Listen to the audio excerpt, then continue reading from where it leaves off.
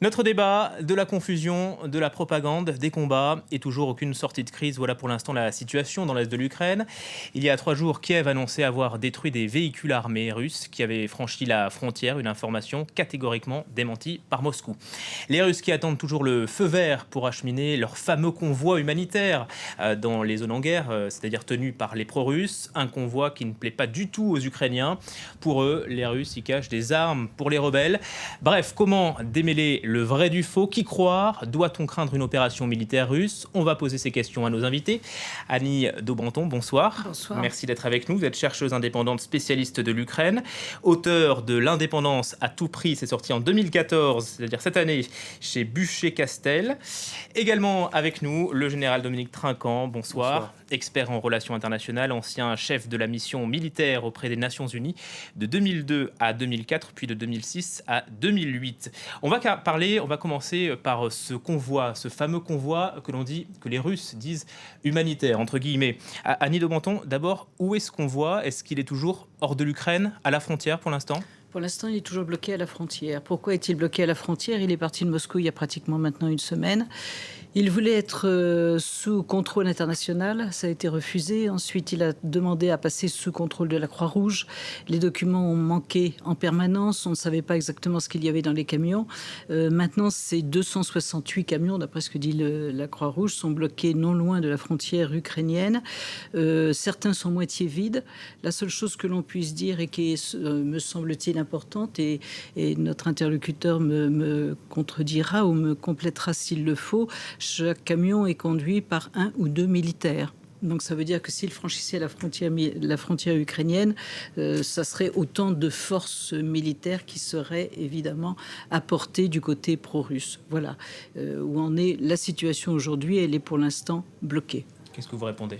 La situation est qu'il faut un accord, puisque c'est la Croix-Rouge qui doit délivrer ce convoi, et que la Croix-Rouge actuellement attend des garanties sur la sécurité du convoi. Un accord a été des garanties de Kiev. Des garanties de Kiev, mais aussi des pro-russes qui sont de l'autre côté. Parce que le problème de la sécurité, c'est que naturellement, ce convoi est destiné à une zone qui est sous contrôle des pro-russes, et que donc la sécurité est essentiellement de leur domaine. Maintenant, un accord a été convenu entre les Ukrainiens et les Russes pour inspecter ce convoi, donc s'assurer qu'il n'y ait pas d'armes dedans, et pour lui faire passer la frontière. Et manque encore l'accord de sécurité pour que le convoi du CICR soit délivré en toute sécurité. Le convoi quelques camions ont été inspectés par des journalistes de l'AFP. Certains camions étaient vides. Ça laisse la place au doute?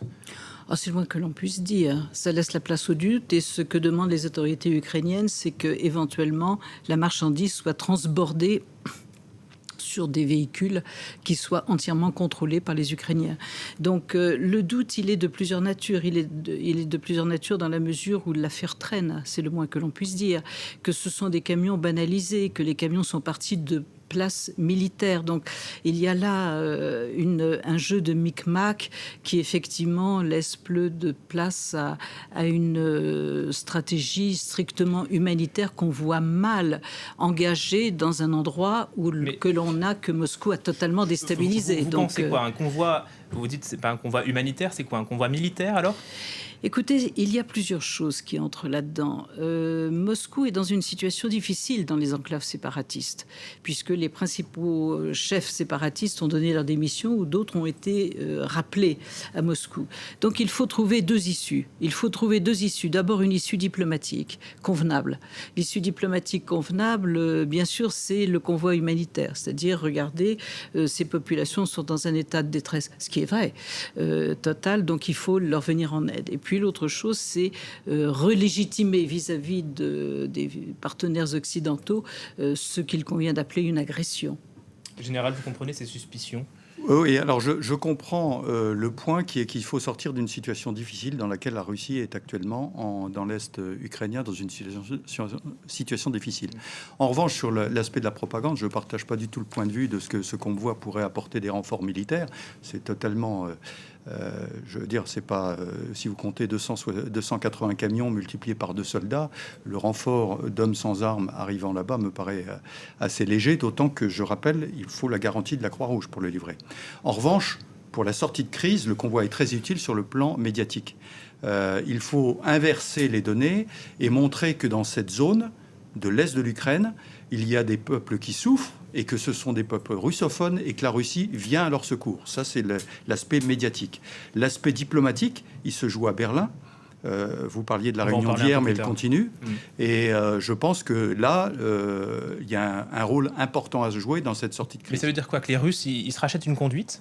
Oui, bien sûr, ils se rachètent une conduite. Sur le plan international, on ne peut plus parler de russophones auxquels on viendrait en aide. Les chefs séparatistes sont, pour la plupart, ont la plupart des passeports russes. Ce sont des citoyens. Ceux qui viennent d'être oui, changés. Bien sûr, mais ils ont été changés avant-hier. Donc là, il ne faut pas plaisanter non plus. C'est la sortie de crise. Oui, c'est la sortie de crise si l'on veut. Mais les armes sont rentrées. Et d'autres hommes sont rentrés. Et d'autres armes sont rentrées, en particulier par la Crimée, qui a été annexée par la Russie.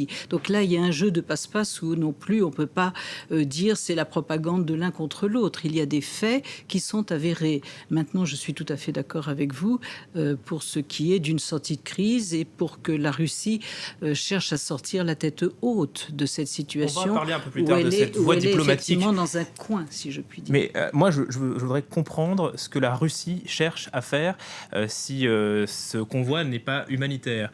Si ce convoi est humanitaire, on va imaginer que ce convoi est humanitaire. Ça veut dire quoi? Elle lance un message à sa population, voilà. Mais ce n'est pas sa population, c'est une population. Alors, soit c'est une population ukrainienne, soit c'est une population pro-russe qu'elle a implantée. Donc, de quelle population parle-t-on?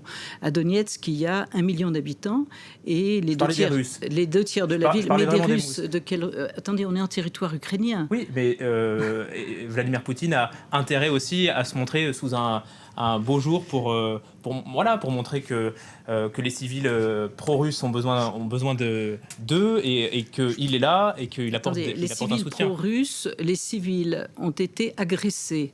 Donc, c'est très étrange quand même. En 6 mois de temps, moi aussi, j'aimerais comprendre. Et malheureusement, c'est assez clair. En 6 mois de temps, d'une part, on a agressé une population et maintenant, on veut lui venir en aide. Donc, il est évident que le stratagème est un peu trop gros pour fonctionner aussi aisément. Oui, je crois qu'il est un peu difficile de parler de la crise entre la Russie et l'Ukraine en se cantonnant aux événements des 6 derniers mois.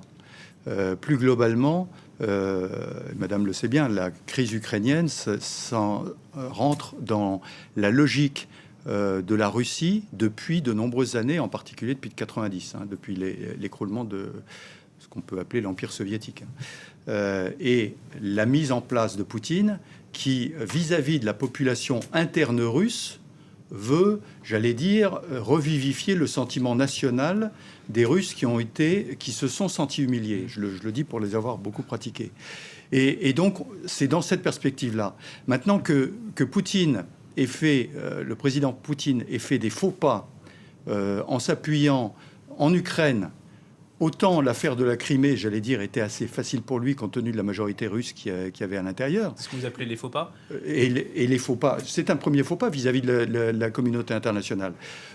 Les Russes, à juste titre, vous parlent des précédents du Kosovo, en disant la redistribution des frontières, ça existe. Pourquoi ça n'existerait pas pour nous? Mais ce que je veux dire, c'est que là, ça a été un faux pas vis-à-vis de la communauté internationale.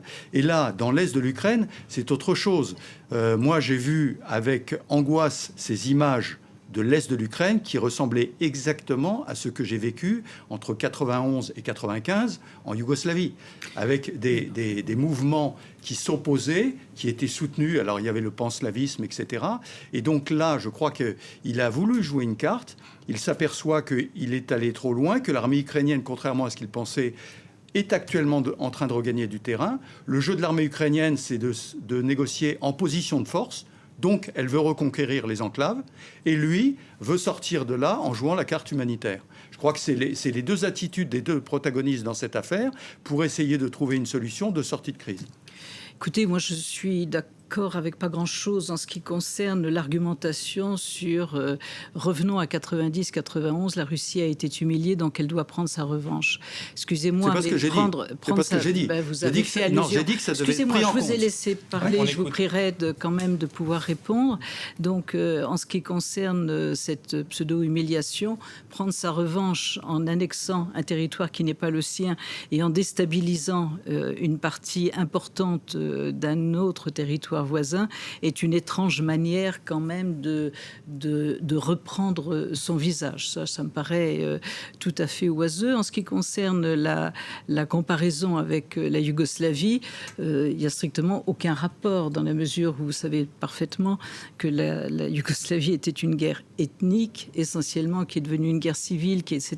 Je veux dire, ça n'a de point de comparaison que dans la configuration du Kremlin qui s'imagine pouvoir se tirer d'affaire en disant après tout, puisque le Kosovo a été reconnu indépendant, pourquoi nous aussi on ne reconnaîtrait pas indépendant le Donbass et la Crimée. Voilà. J'aimerais qu'on revienne sur ce qui s'est passé il y a quelques jours. Ces véhicules armés russes qui auraient franchi la frontière ukrainienne.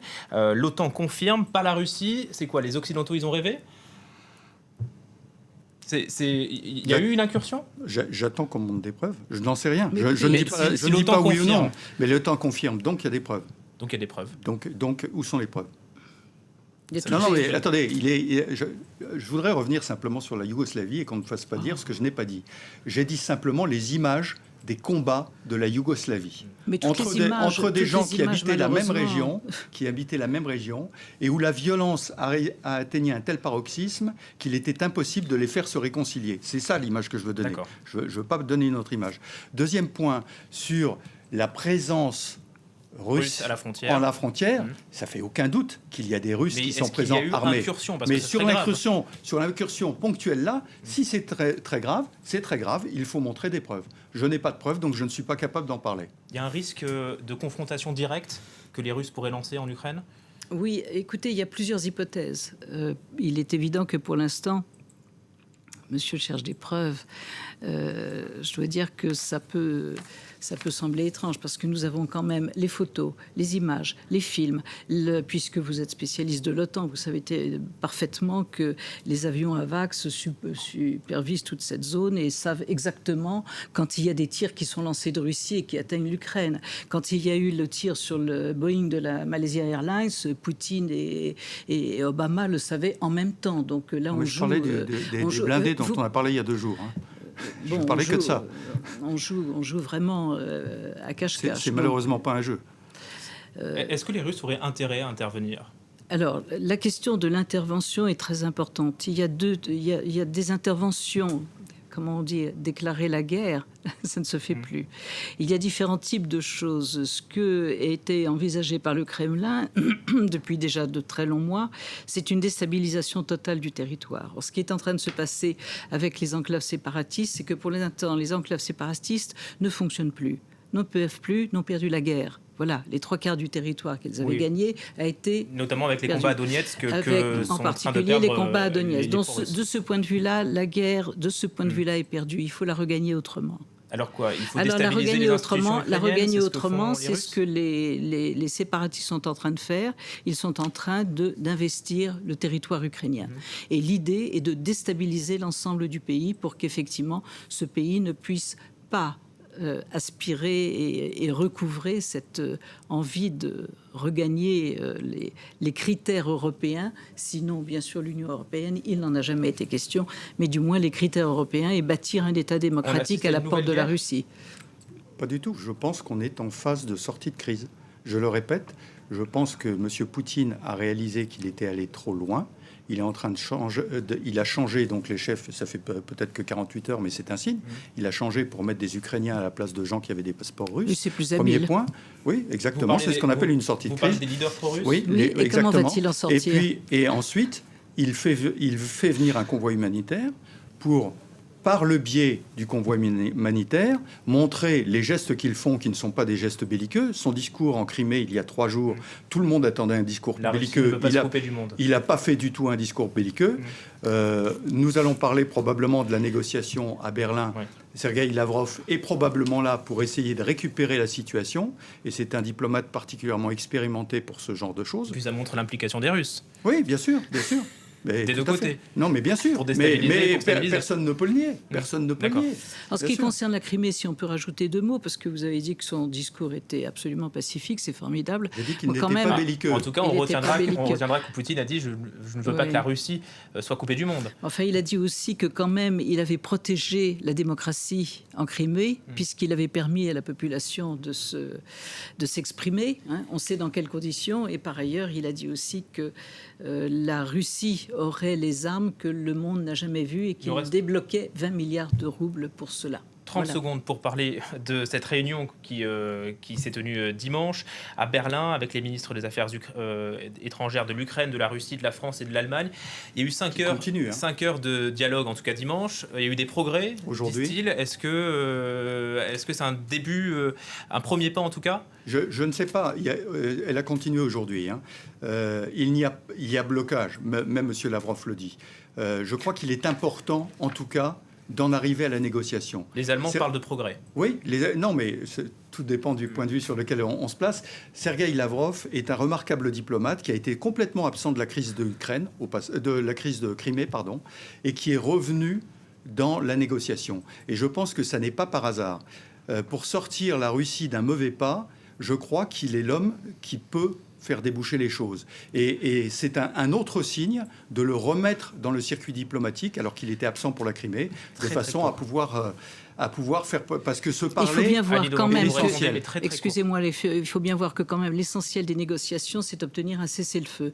Or, le cessez-le-feu a déjà été obtenu un certain nombre de fois, imposé aux Ukrainiens, et ça a été effectivement la possibilité pour les enclaves séparatistes de recevoir à nouveau des munitions. Merci beaucoup Annie Daubenton, merci Général Dominique Trinquant d'avoir été avec nous et évoqué cette situation dans l'est de l'Ukraine qui est bien compliquée. Tout de suite le journal de 19h30.